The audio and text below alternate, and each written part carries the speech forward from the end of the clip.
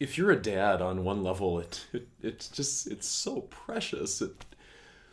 But on a way deeper level, it's maybe one of the most profound lessons a parent can observe. So we have a young girl, and I don't know the degree to which she understands the value of money. She understands that it is valuable, that it can buy things. And so she found a penny. And it was, as far as she knew, the only penny that she had. What did she want to do with the penny? She wanted to save it, to give it to Jesus. And that morning, as we were heading off to church, she had it in her hand, and I think I might have asked her whether or not she wanted me to carry it for her. No, she was going to hold on to it. She held on to it in the vehicle the whole way there. She held on to it the entire first part of our worship service. And then she gave it to Jesus. Everything that she had, for all she knew, and it was the Lord's. The joy that Jesus had when he was watching people give offerings in the temple in Jerusalem, and he saw a widow who had hardly anything. She had just a couple of coins, and she put them in the offering box after lots of other more wealthy people had put a ton more money in than she had. And it's almost like Jesus, like he motioned to his disciples. He says, "Hey, come over here. Take a look at that."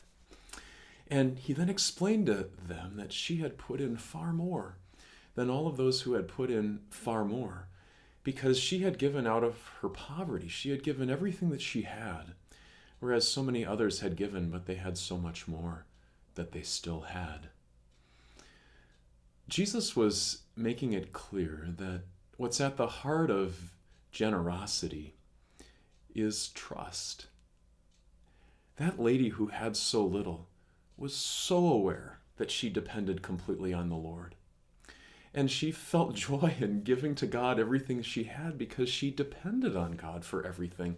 She knew that he was the one who cared for her. In a similar way, whatever amount of money we have, we want our gifts to the Lord to be an expression of trust.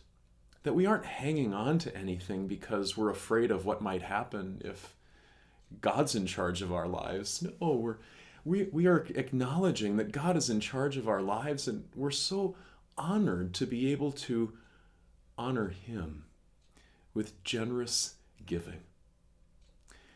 We can hold back, and we can be selfish, and we can be fearful, and yes, we can sin. You know that our Lord Jesus gave up absolutely everything because he loves you. Now that you're set free from fear and death, we've been given something that is so amazing.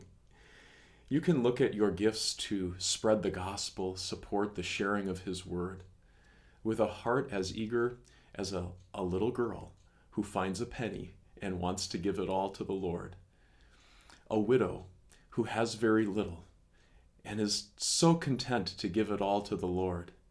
With you, who perhaps have far more, and yet you are eager to give your whole life to the Lord. And that can include the most generous and heartfelt of monetary gifts.